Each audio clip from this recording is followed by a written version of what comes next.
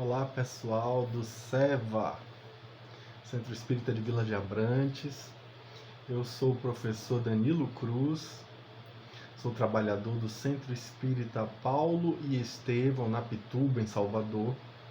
Estou aqui hoje para conversarmos um pouquinho sobre uma das bem-aventuranças. Bem-aventurados os misericordiosos. Maravilha falar sobre isso, já que, sem dúvida alguma, é um assunto extremamente atual em diversos aspectos. É curioso perceber na origem da palavra misericordioso que, na verdade, a palavra misericordioso significa aquele que tem o coração cheio de compaixão. A palavra misericordioso, na sua etimologia, significa miseratio, que em latim significa compaixão, e cordis, que significa coração. Só que tem uma outra leitura com relação à origem da palavra, que versa sobre o fato de ser misere, pobre, né? Mísero, daí que vem a palavra mísero, e juntando o cor, que é coração, e dare, que é o verbo dar. Dar o coração aos pobres. Seria essa a origem da palavra misericórdia, misericordioso. Nessa perspectiva, a gente já fica curioso em perceber as correlações entre caridade e misericórdia, né? Pois bem, se a gente se debruçar sobre o significado da palavra, a gente vai lá no dicionário e vai encontrar inúmeros termos. Por exemplo, piedade, clemência, compaixão, perdão, dó, pena, comiseração, graça, graça no sentido de dar uma graça, de algo de graça que a gente dá, né? Caridade, socorro, benignidade e solidariedade são algumas das palavras que significam, né, na verdade, misericórdia. Aí quando a gente vai se debruçar sobre as visões que as religiões têm sobre misericórdia, a gente vai encontrar inúmeras feições. Uma delas me chamou bastante atenção, que é a que a gente vai estudar a partir da teologia católica, para os católicos, inspirados na fala de Mateus, no capítulo 25, versículos de 34 a 46, existem 14 obras de misericórdia. São 7 misericórdias corporais, 7 obras de misericórdia corporais e 7 obras de misericórdia espirituais. Então, as 7 corporais são alimentar os famintos, dar de beber aos que têm sede, vestir os despidos, abrigar os sem-abrigo, visitar os doentes, visitar os cativos, os presos, né? E, por fim, sepultar os mortos. Dentre as 7 obras de misericórdia espirituais estão instruir os ignorantes, aconselhar os duvidosos, suportar os erros pacientemente, advertir os pecadores, perdoar as ofensas de bom grado, confortar os aflitos e, por fim, mas não menos importante, rezar pelos vivos e pelos mortos. Interessante, né? A gente pensar em obras de misericórdia dessa forma, e curioso ver que na teologia católica existem essas diferenças, né? As 7 corporais e as 7 espirituais, que com certeza são uma boa tipologia para a gente estudar formas de fazer o bem, né? E aí a gente vai perceber que essas formas na teologia cristã católica são formas opcionais, o que difere um pouco da visão que se tem tanto no judaísmo quanto no islamismo com relação à palavra misericórdia. No islamismo, misericórdia é vista de outra forma, né? Primeiro porque os nomes de Alá no Islã, né? Os nomes que eles têm para Alá, um dos mais citados no Corão é misericordiosíssimo, Al-Rahman, é misericordiosíssimo. E um outro é Al-Rahim, que significa compassivo. Ambas as palavras, Rahman e Rahim, vêm da palavra Ramat, que significa ternura e benevolência. É interessante porque essa tem a mesma origem da palavra zakat, que em árabe, que é a palavra, é a língua que é utilizada, né, pelos islâmicos para os ritos religiosos. Zakat tem o significado de esmola, é o quarto pilar do Islã. Todo islâmico tem que fazer isso. É uma forma de caridade, mas os próprios islâmicos dizem que não é caridade, é obrigação. Caridade tem uma conotação de opção. O islâmico não tem opção, isso é obrigado. Da mesma forma que os judeus têm o tzedakah, que significa o quê? É uma obra de caridade, mas não é exatamente caridade, é traduzido como justiça social. O judeu é obrigado a fazer justiça social ajudando os mais pobres. Então, é uma forma de, entre aspas, esmola, mas que é obrigatório, não é caridade nesse sentido, porque a caridade seria sempre opcional. Enquanto, tanto no Islã, aliás, a palavra Islã significa obediência, submissão. Pois bem, você tem que ser obediente e se submeter à lei islâmica e, como eu disse, o quarto pilar do Islã é fazer esse tipo de caridade, aí no caso, que é obrigatória, que é o zakat. É interessante, né? Porque a gente vai comparar com a nossa cultura, a gente vai ver algumas diferenças, algumas perspectivas completamente diferentes. Para Santo Agostinho, por exemplo, quando estava encarnado, a misericórdia é tão antiga e tão nova, porque é algo que precisa o tempo inteiro ser renovado, mas que está na base da cristandade, da prática do cristão, né? Fazer esse tipo de prática, né? Ser misericordioso, né? Dar o coração, como eu falei agora há pouco, aos miseráveis, aos pobres. E aí, estudando um pouco mais da visão cristã, cai em minhas mãos a visão universalista de Huberto Holden, que é tão citado por André Luiz Peixinho, por Divaldo Pereira Franco, dois grandes ícones do movimento espírita baiano, né? Huberto Holden, ele vai dizer o quê? Que a visão que a gente tem com relação a essa fala de Jesus, né, bem-aventurados os misericordiosos, vai remeter necessariamente ao fato de que essa é uma base do cristianismo. É o Sermão da Montanha. Huberto Holden nos lembra, né, que Gandhi fala que se toda a literatura do mundo se perder e restar apenas o Sermão da Montanha, tudo estará salvo. Olha que fala interessante, né? Olha a importância que ele dá para o Sermão da Montanha. Então, para Huberto Holden, o cristianismo ele tem um viés místico e um viés ético.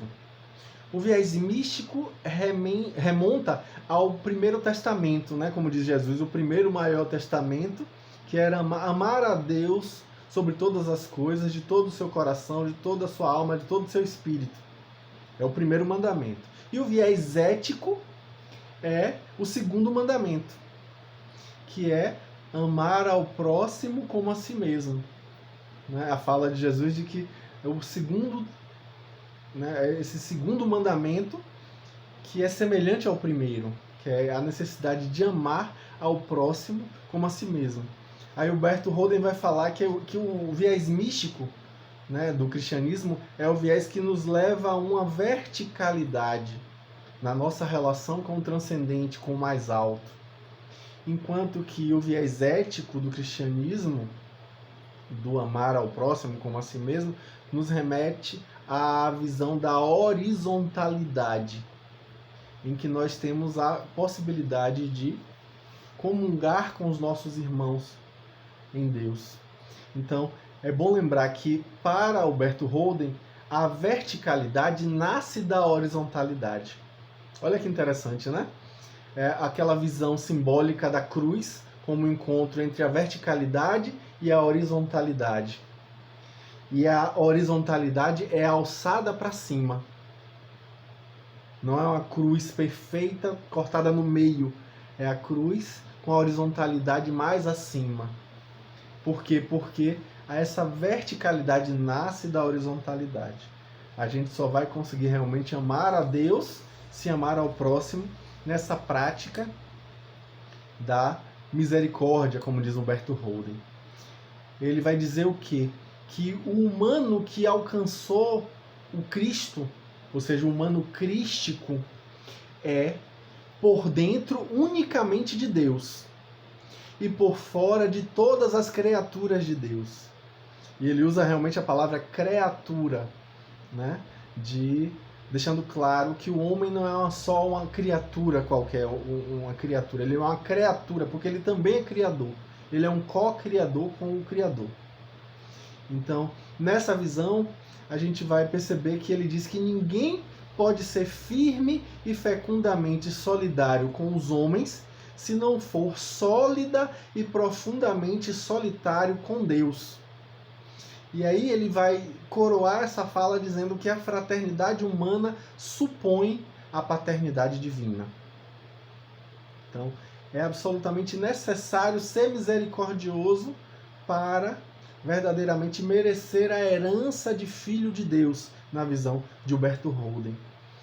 Ele diz que a misericórdia a ser recebida, como diz a fala de Jesus, né? Bem-aventurados os misericórdios, porque eles obterão misericórdia. Essa misericórdia que será obtida, obviamente não será dos homens, será de Deus. Essa misericórdia a ser recebida é sempre divina. Mas é imprescindível que esse bem, esse ato misericordioso seja desinteressado. Senão a gente perde todo o mérito e aí não faz sentido pensar em termos de uma mercância, né? Nós estaríamos ali fazendo uma troca. Ó, Senhor, estou dando aqui, mas eu quero de volta. É aquela fala de Jesus, né? De que nossa mão esquerda não veja o que dá a nossa mão direita. É preciso fazer o bem desinteressadamente. Não adianta se engajar em dar o coração aos pobres, na palavra original, misericórdia, sem que verdadeiramente a gente esteja fazendo isso por entrega. Né? Então é imprescindível ter esse bem desinteressado.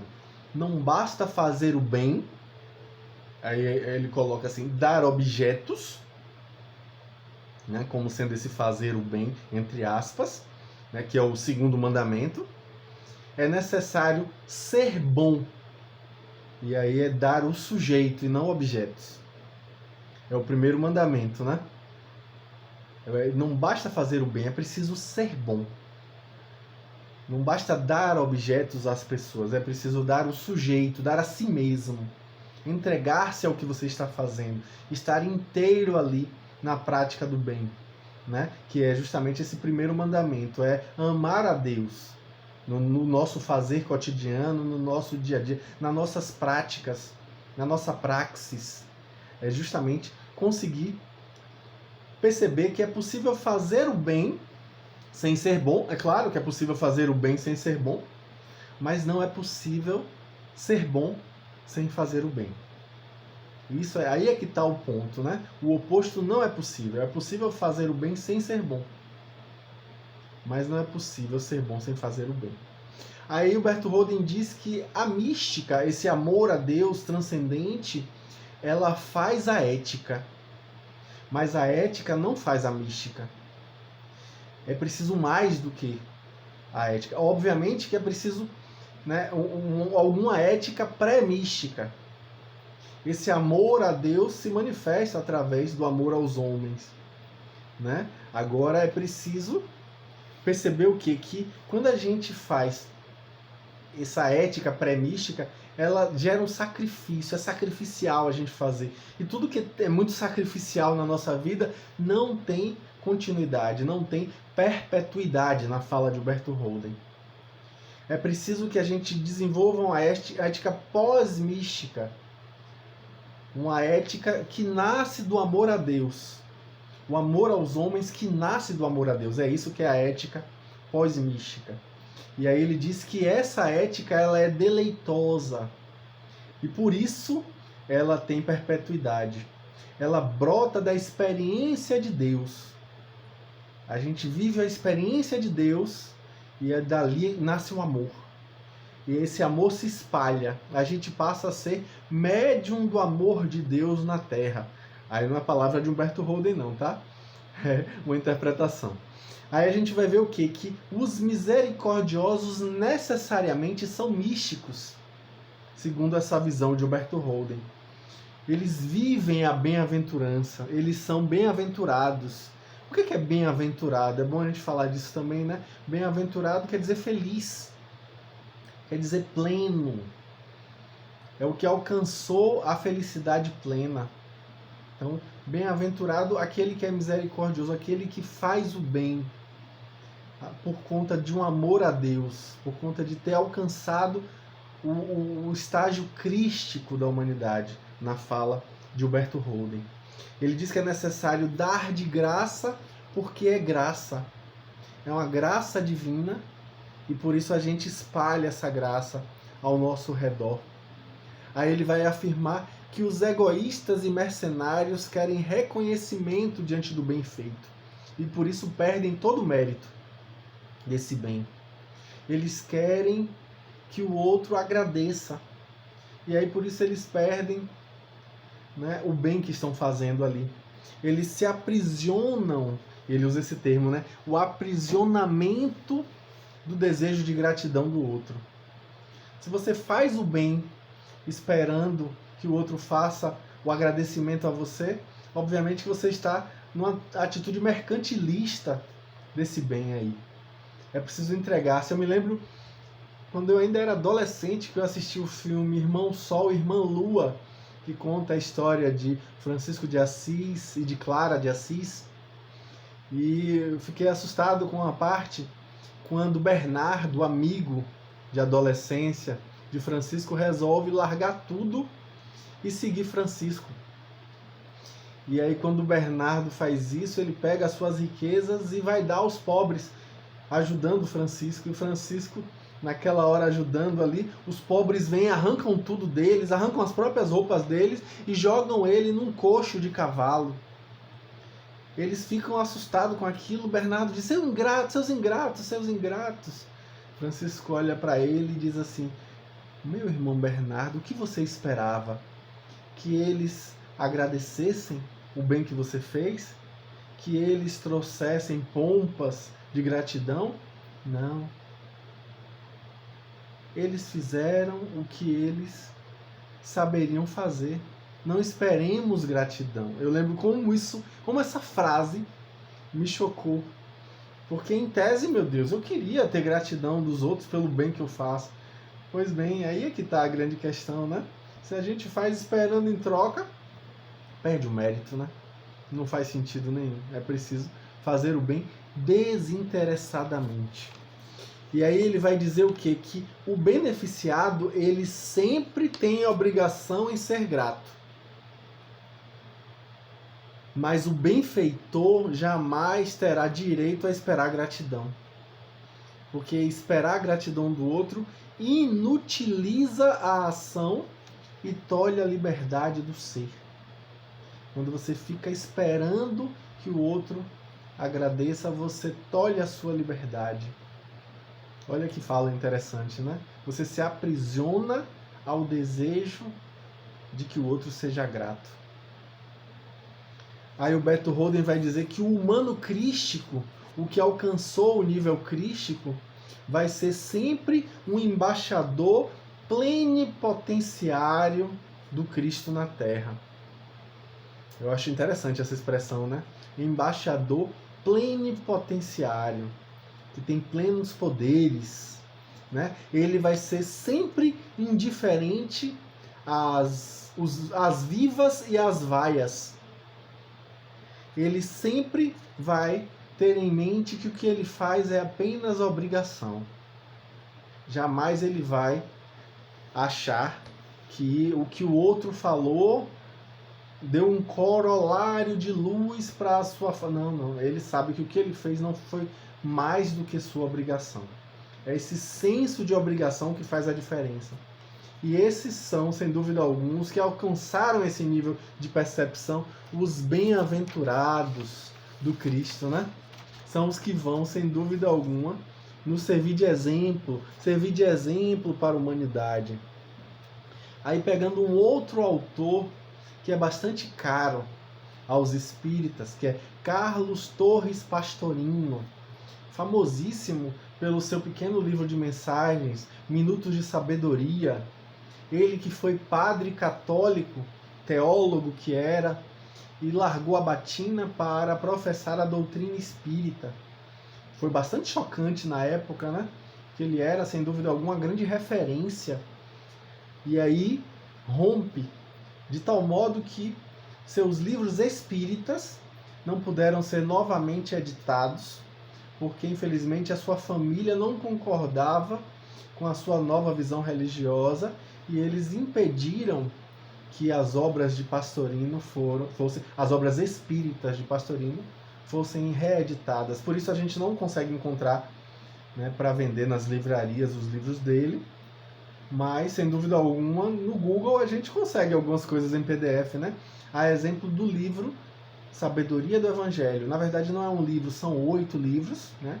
É uma coleção de livros nos quais Pastorino, com seu conhecimento etimológico, né, com seu conhecimento de diversas línguas, do latim, do grego, né, e de outras tantas, do aramaico, do hebraico, né, ele vai destrinchar as traduções bíblicas e vai interpretar os evangelhos com o olhar espírita.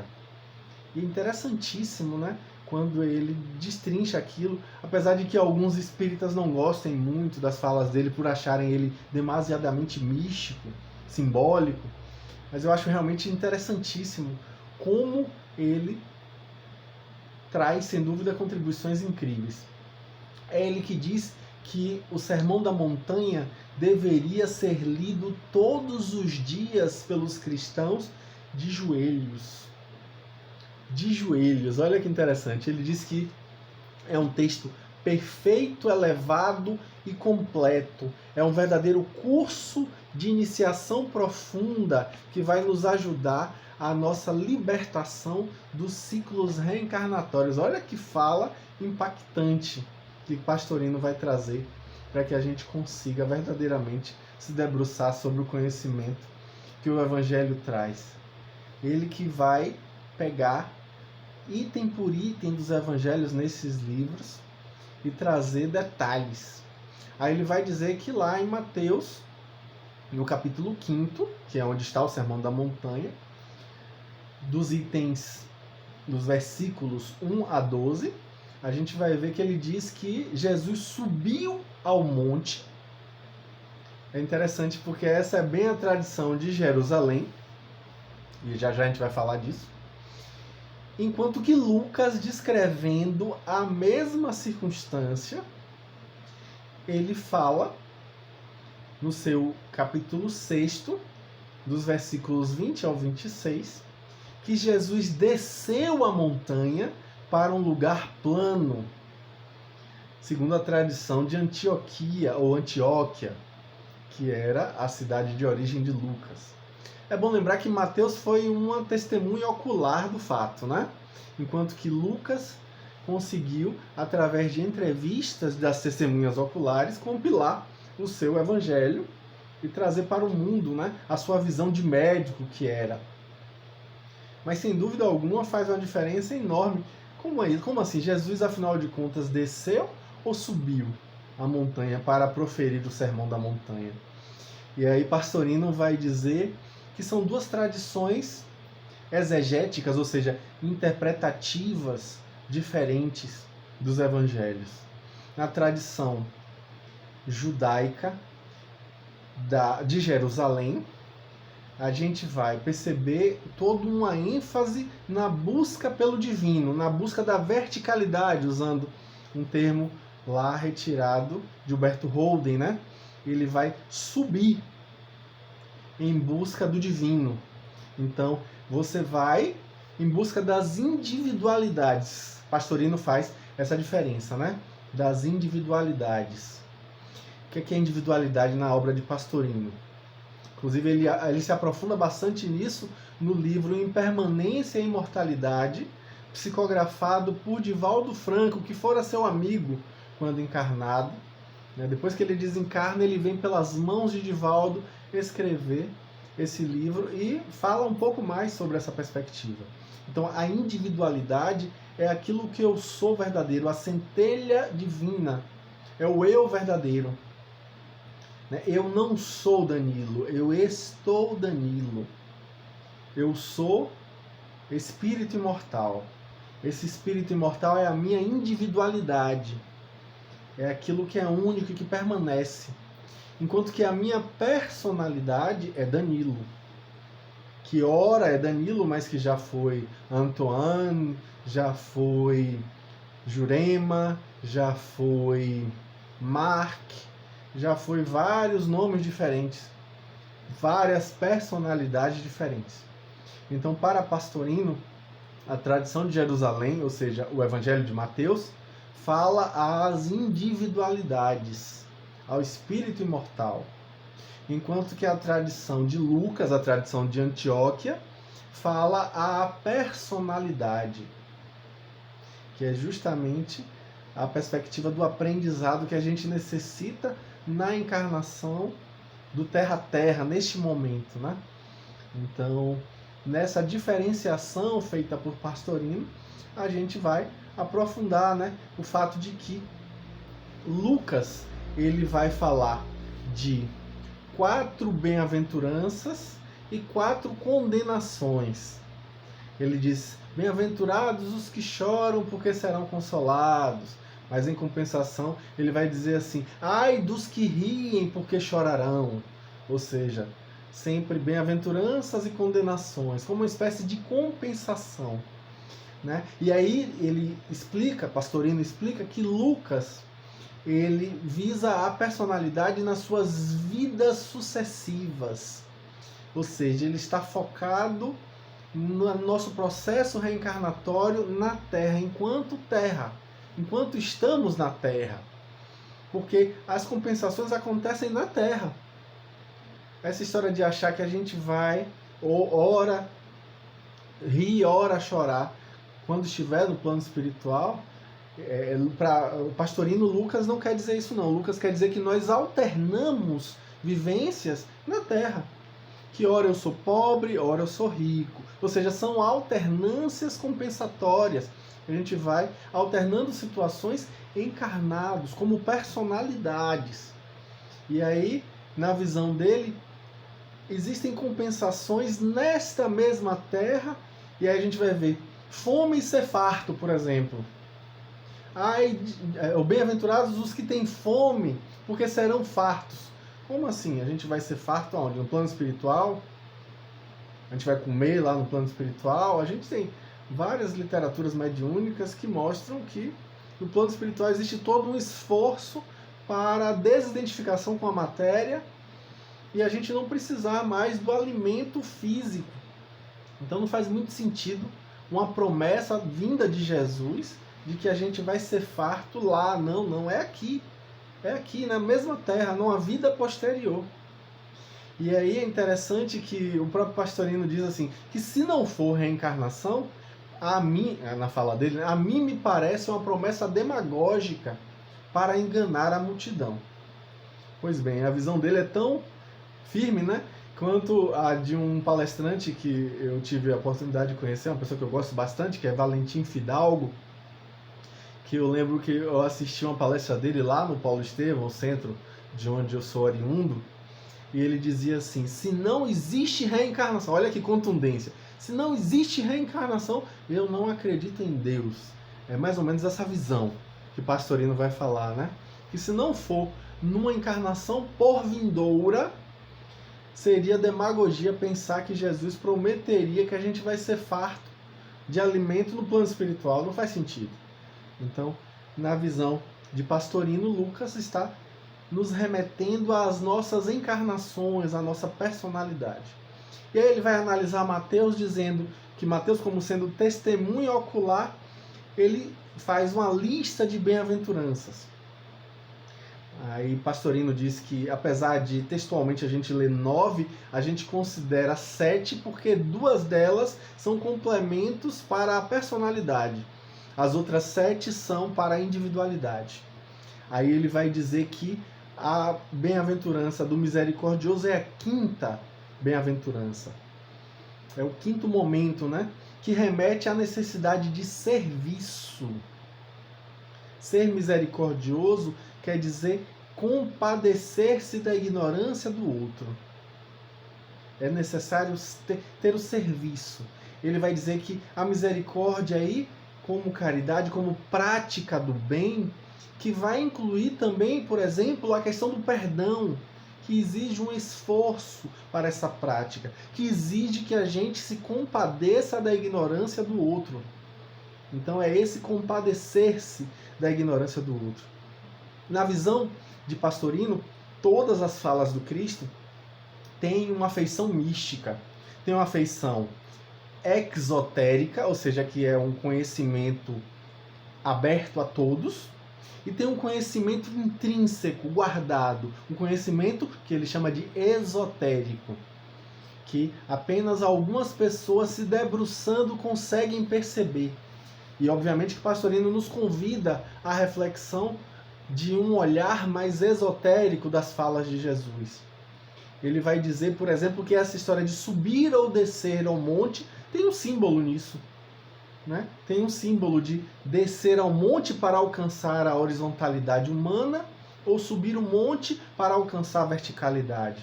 Então existe um significado mais profundo do que o óbvio, que geralmente a gente não se atina, a gente não aventa. Pois bem, é necessário buscar realmente esse outro olhar, esse novo olhar, essa nova perspectiva. Então, para Pastorino, a bem-aventurança da misericórdia é o quinto passo evolutivo, né? É o quinto momento evolutivo. Ele vai mostrando cada um dos momentos evolutivos e ao analisar o quinto, que é a bem-aventurança do misericordioso, ele vai dizer que isso se remete ao plano supra-humano ou super-humano, que está além do humano, ou seja, o plano espiritual. A lei da misericórdia, nesse caso, remete a serviço, que obviamente tem a ver com a necessidade de um aperfeiçoamento contínuo das nossas vidas, do nosso crescimento. Ele convida nessa visão, nessa perspectiva, que a gente consiga realmente vivenciar a misericórdia a partir desse aperfeiçoamento pessoal. E quando você se aperfeiçoa, você faz o bem pela humanidade. Quando você se ilumina, você ilumina as consciências ao seu redor. Então a grande questão está aí, é você conseguir se afinizar com essa necessidade desse serviço.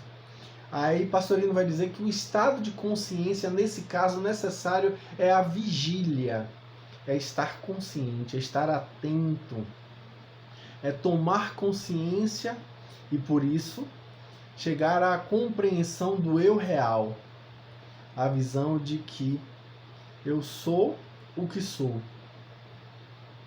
A perspectiva de que eu estou nessa personalidade, mas eu sou uma individualidade imortal. Como diz Leon Denis, quando nós tomarmos consciência de que somos espíritos imortais, as mazelas humanas se dirimirão. Então, isso me faz lembrar muito a fala do padre Teilhard de Chardin, quando diz que nós não somos seres humanos que temos experiências espirituais. Nós somos seres espirituais em experiência humana. Então essa tomada de consciência vem a partir desse serviço que é a prática da misericórdia, como diz Pastorino. Então ele diz o quê? Que nesse momento há necessidade de identificação com o espiritual, né? E aí Pastorino traz uma simbologia interessante. Ele vai dizer que isso remete à necessidade de integrar a dedicação de Deus às criaturas através das próprias criaturas.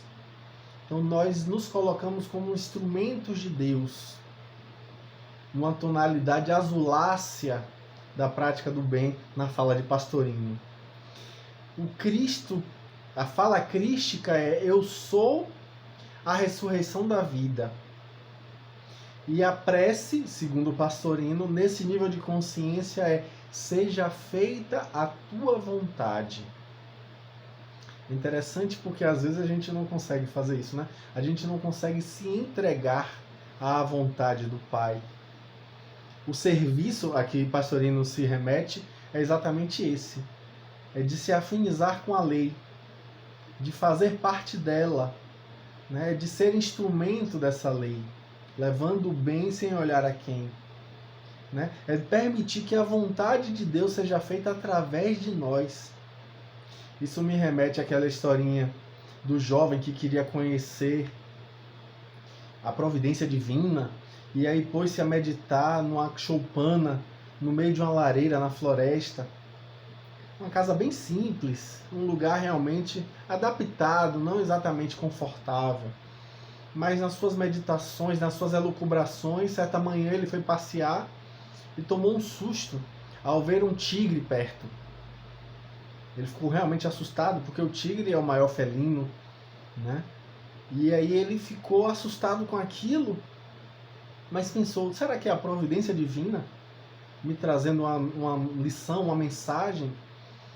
Então ele resolveu acompanhar o tigre à distância, tentando se esgueirar entre as árvores para evitar que o vento denunciasse a sua presença. Quando ele percebeu que o tigre trazia na boca uma carcaça de uma lebre, ou que restou de uma lebre.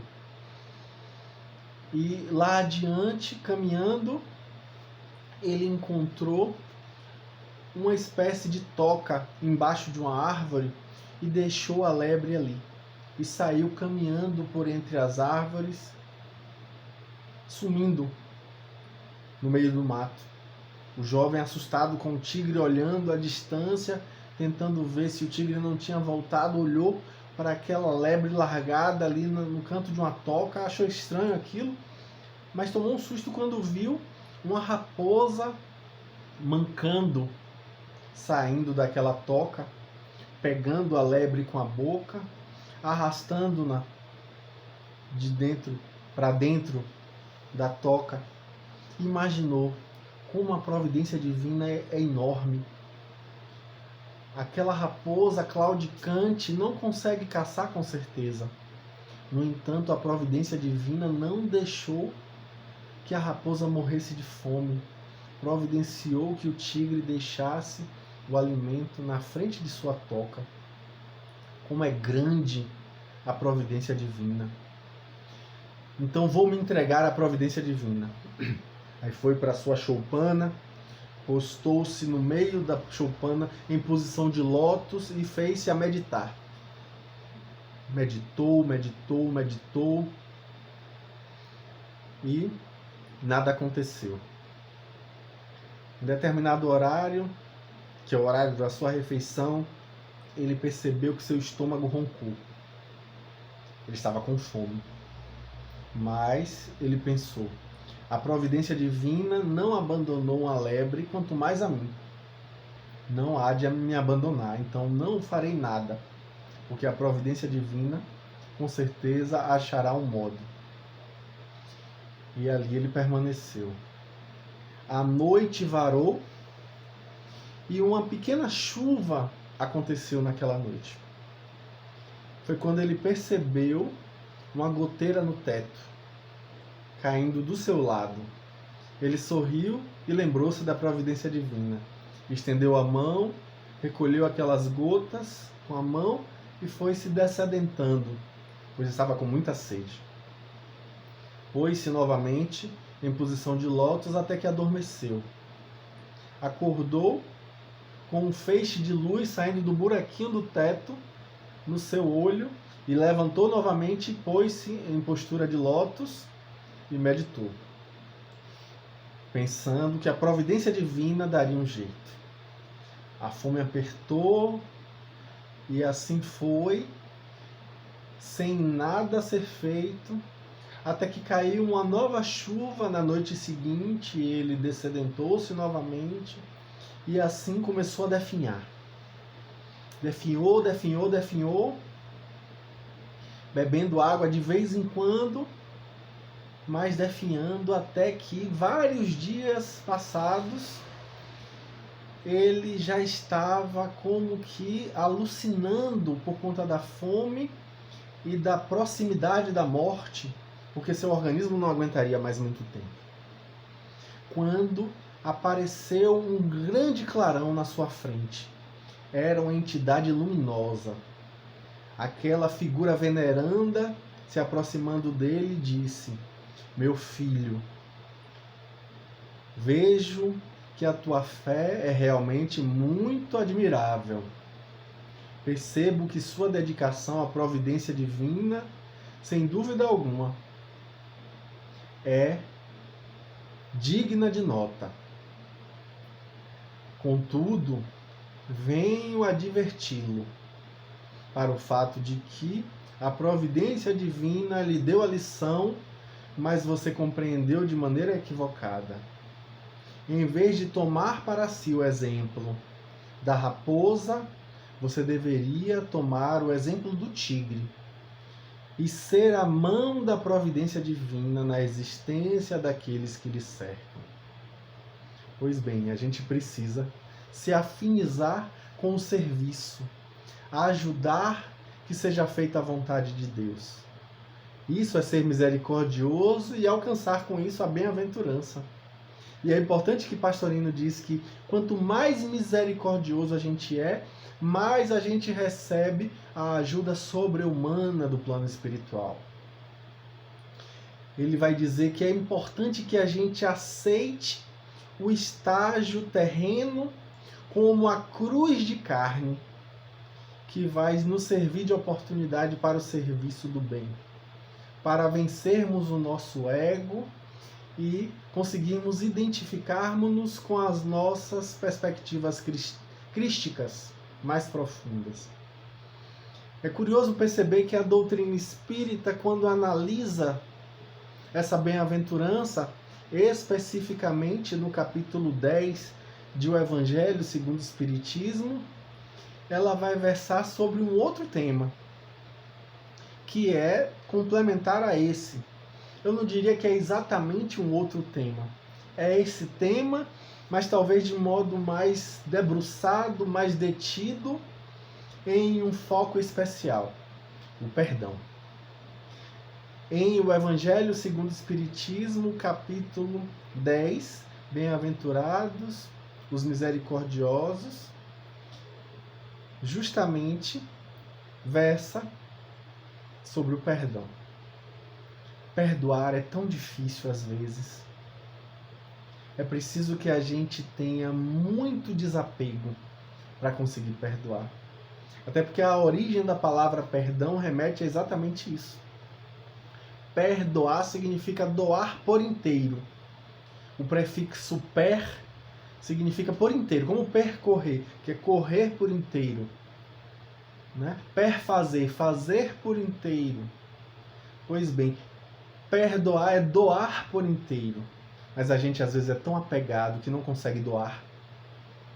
A gente se prende àquelas questiúnculas e se apega àquelas circunstâncias e não consegue entregar, deixar para lá, deixar ir. A gente às vezes tem tanta dificuldade de perdoar que a gente se apega àquilo como que uma âncora.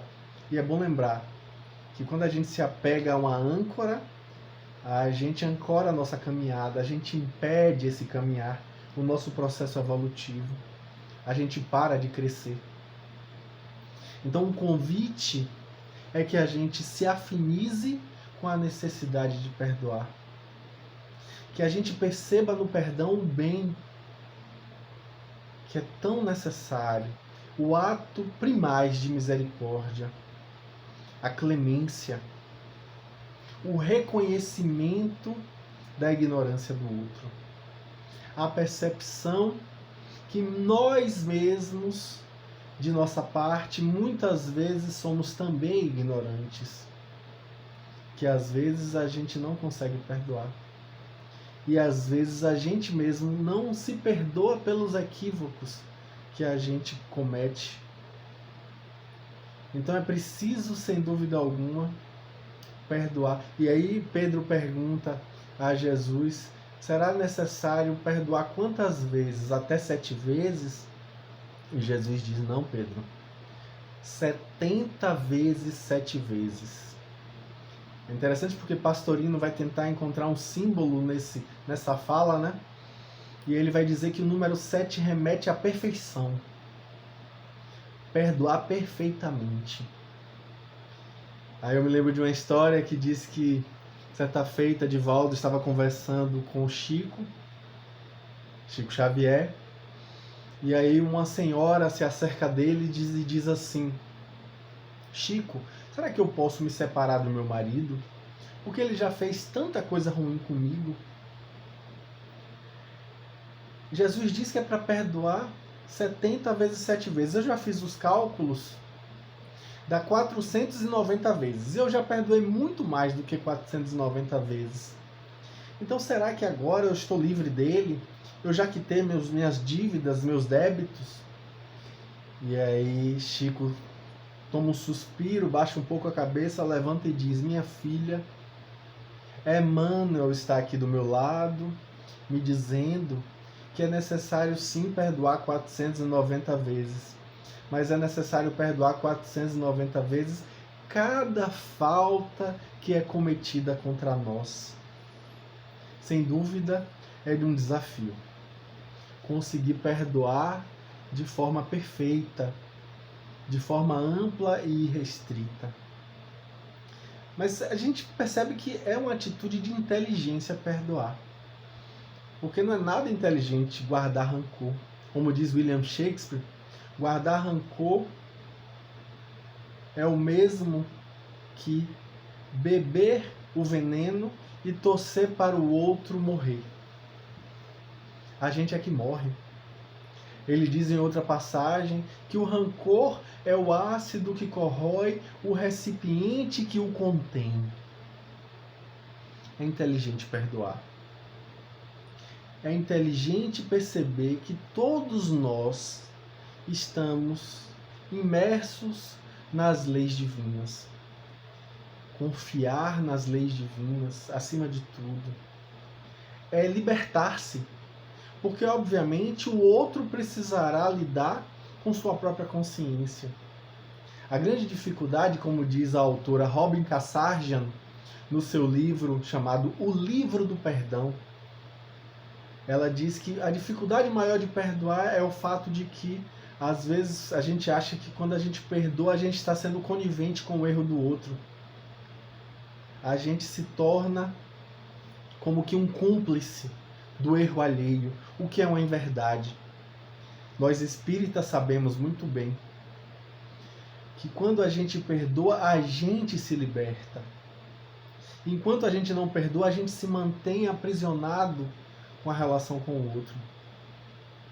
É igual aquela história, famosa anedota do movimento espírita, que tanto eu conto nas minhas palestras, de que a senhora desencarna e aí encontra o seu mentor espiritual e ela diz, meu anjo da guarda, muito obrigado por ter me amparado.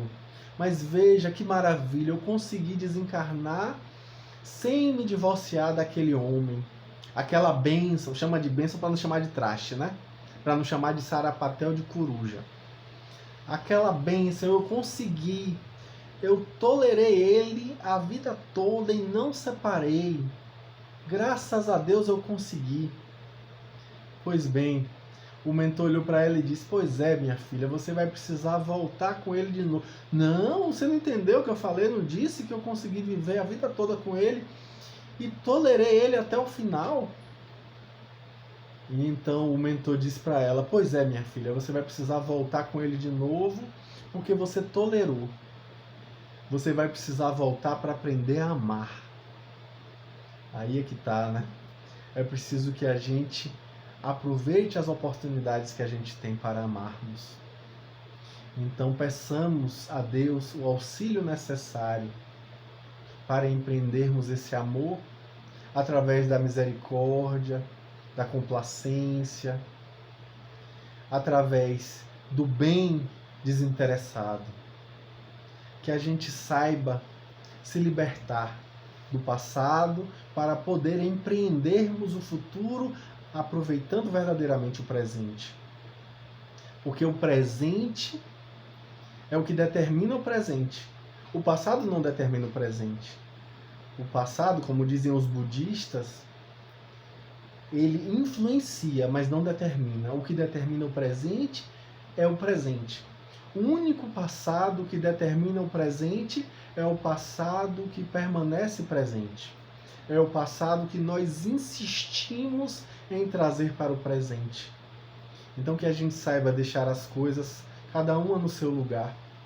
Que a gente possa retomar a nossa vida, retomar as rédeas de nossa existência. Verdadeiramente nos libertando dos nossos passados e do que os outros fizeram ou deixaram de fazer de nós. E assim, sendo misericordiosos, possamos alçar a bem-aventurança. Então, nesse momento, que as bênçãos do mais alto acolham esses propósitos de sermos pessoas misericordiosas, amorosas, benevolentes, e assim possamos espargir ao nosso redor o amor divino, sendo médiuns deste amor na terra. Que o Mestre Jesus acolha esses sinceros propósitos e nos inspire na nossa transformação diante da jornada que ainda temos pela frente. Que assim seja. Grande abraço, pessoal, e até a próxima, com fé em Deus. Tchau, tchau.